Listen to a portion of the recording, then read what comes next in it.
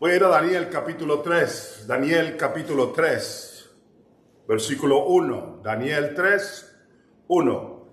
El rey Nabucodonosor hizo una estatua de oro, cuya altura era de 60 codos y su anchura de 6 codos.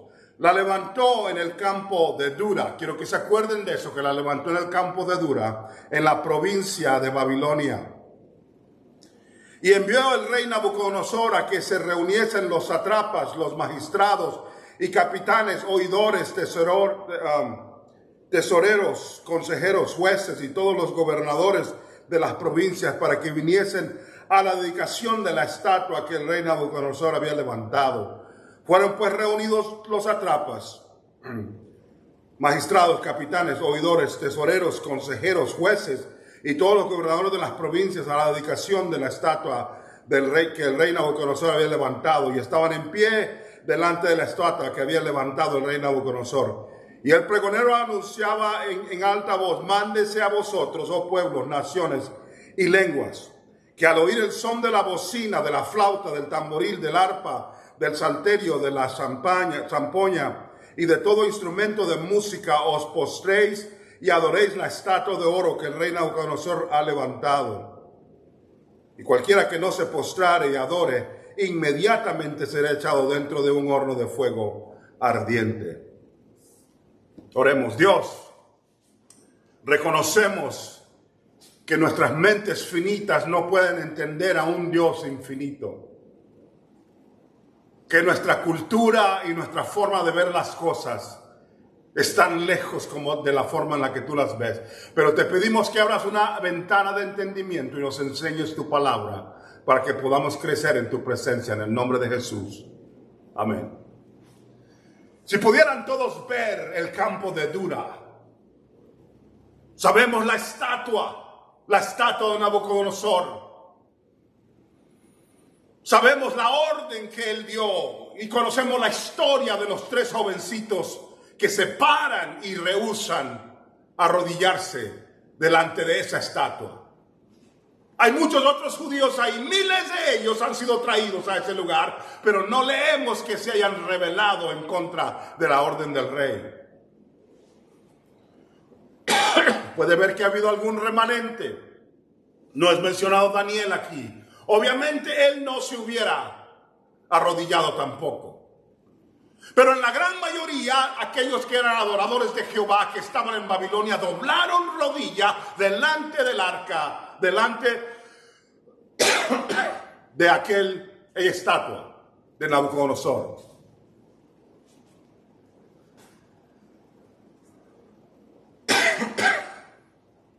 Ahora, parados ahí donde estaban, están viendo una estatua gigantesca de oro. Las fuerzas demoníacas están en el lugar. Un hombre llamándose a sí mismo Dios. Una tipología de Satanás mismo. El Satanás que le dijo a Cristo: arrodíllate delante de mí, adórame, y te daré las naciones de la tierra. Aquí representado en esta estatua. La estatua que va a estar en el Nuevo Testamento, en el Apocalipsis. Hay tantas figuras aquí. Pero el lugar donde está también es importante. El lugar se llama Dura. El campo de Dura. Está en Babilonia. Un campo abierto donde se podía juntar miles de personas ese día. La palabra Dura es importante. La Biblia nos dice específicamente por qué ese lugar. Dura significa morar en un lugar, pero morar en un lugar circular o andar en círculos sin ir a ningún lugar. Óiganlo de nuevo. Morar en un lugar circular o andar en círculos sin ir a ningún lado. Movimiento sin realidad, estar avanzando. Para ponerlo en un momento moderno, diríamos esto como estar en una bicicleta estacionaria, en la que puede decirte ahí que fuiste 5 o 10 millas o 15 kilómetros. pero en realidad estás en el mismo lugar. Nada más lo que has hecho es sudar y hacer ejercicio. O como correr en un treadmill que vas corriendo y te dice ahí que corriste 5 kilómetros o 10 y en realidad estás en un gimnasio o en tu casa y no has ido a ningún lugar. Nada más has hecho el ejercicio que tomaría llegar 5 millas. Dura significa movimiento sin ir a ningún lugar. Una vida circular sin avanzar hacia ningún lugar. Esto les pasa a ellos en Babilonia, pero también ya les pasó en el desierto. Cuando Israel salió de Egipto, antes de llegar a la tierra prometida, se aventaron 40 años en un desierto y era la vida de dura. O sea, pasaron 40 años dando vueltas y vueltas y vueltas y vueltas hasta que se murió una generación entera que vivió dando vueltas. Ahora están siendo confrontados en un diferente lugar. Ahora están siendo confrontados en Dura, en Babilonia. Ya no es la fuerza de Egipto que representa al mundo. Ahora es el potencial de Babilonia, que es donde agarra su nombre de la torre de Babel, de aquellos hombres que quisieron hacer una torre para llegar hasta el cielo, pero querían un nombre para sí mismos en el capítulo 11 de Génesis, y Dios tuvo que confundir el lenguaje. En ese lugar se le dice a todos los seres humanos que están ahí, en el lugar más fuerte del mundo, que allí adoren en el lugar del movimiento circular. ¿Qué te estoy diciendo, varón? ¿Qué te estoy diciendo, mujer de Dios? Que en Egipto, representando al mundo, el mundo te hace dar círculos sin ir para ningún lugar. El mundo te puede hacer atraparte de tal manera que en aquel desierto no vayas a ningún lugar y tu generación y tú mismo y tus hijos mueran sin haber cumplido el propósito de Dios en su vida, sin conquistar la tierra prometida. Pero Israel ya había conquistado la tierra prometida. Ahora son atrapados y llevados a Babilonia porque han fallado y están caídos. Y ahora se les dice en Babilonia, ahora también van a vivir una vida circular. Van a estar en el valle de Dura y cuando se suene la música se arrodillan. ¿Por qué está amarrado a la música? Porque la música era poderosa, era también una forma de adoración y una forma de entretenimiento. O sea, te voy a dar entretenimiento, varón, mujer. Te voy a dar entretenimiento, joven. Te voy a hacer que vayas a fiestas y que te goces de relaciones ilícitas y hagas todo lo que quieras hacer. Pero tu vida no va para ningún lugar. Vas a vivir en Dura, un lugar que da en círculo, de relación en relación, de casa en casa, de lugar en lugar, de trabajo en trabajo, pero sin realidad avanzar a los propósitos que Dios te creó. Dura. Es el lugar donde te atrapas y sientes movimiento. Y sientes que has vivido un año. Y llega la Navidad y dices, ya llegó la Navidad, qué bonito. Y miras todo tu año y te das cuenta que estás en el mismo lugar donde estabas el año pasado espiritualmente. Tal vez un poco peor.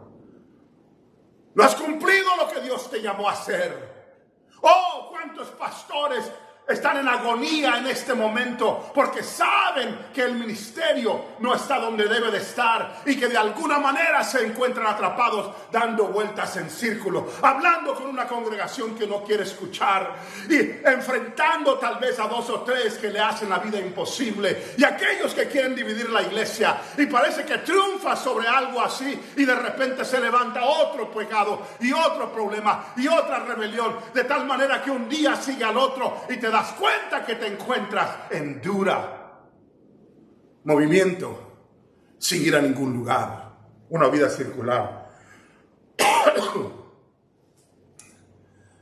Aún hay gente en el ministerio, gente que trabaja con nosotros, gente que tiene en su vida un deseo de romper, de caminar. No estoy hablando de los deseos carnales o de tener esto o de tener aquello. No estoy hablando de aquellos que quieren fama y quieren estas otras cosas. No, estoy hablando de los que quieren fluir, los que quieren florecer, los que quieren crecer. Les reto, hermanos, hermanas.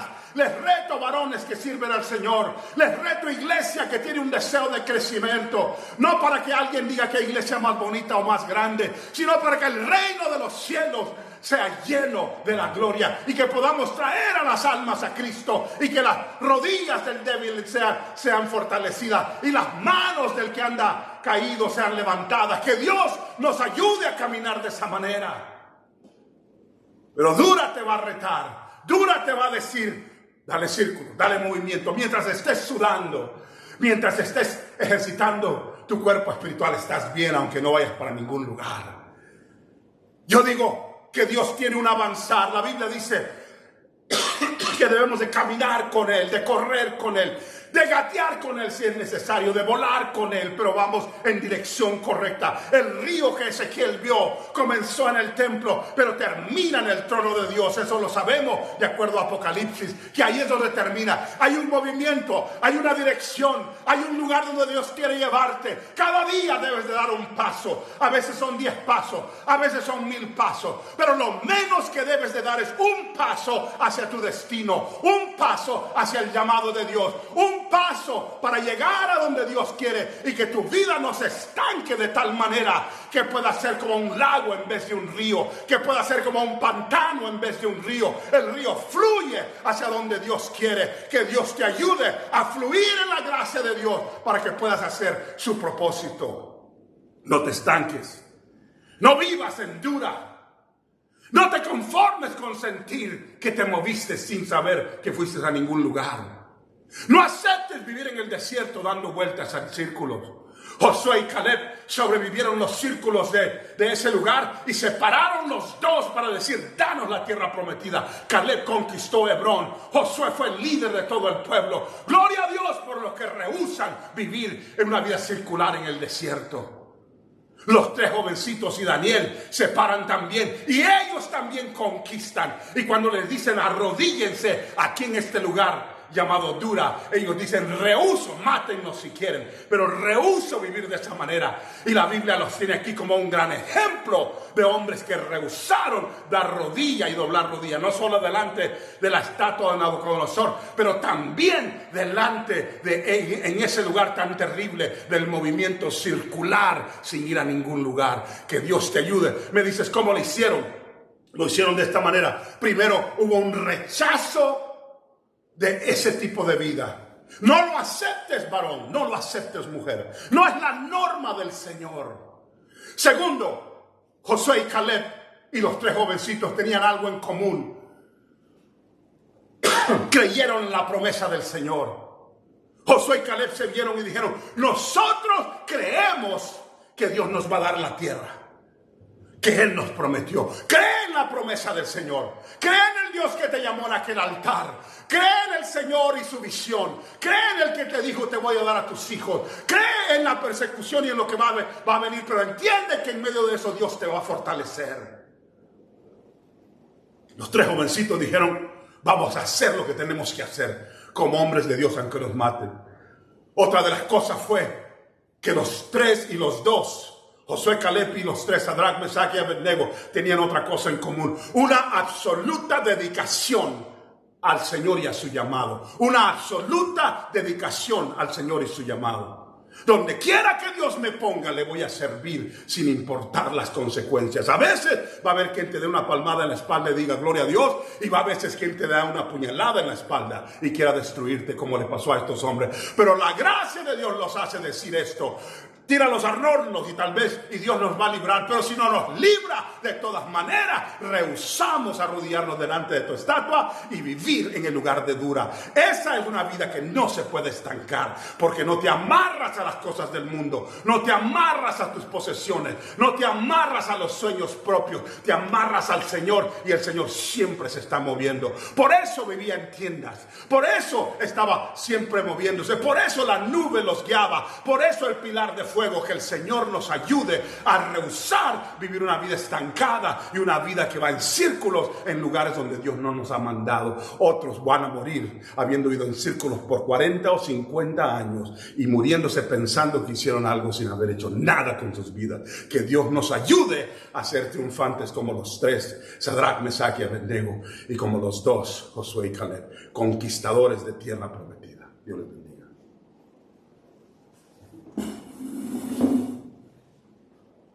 Hoy tengo mucho trabajo, pero ¿crees que mañana podamos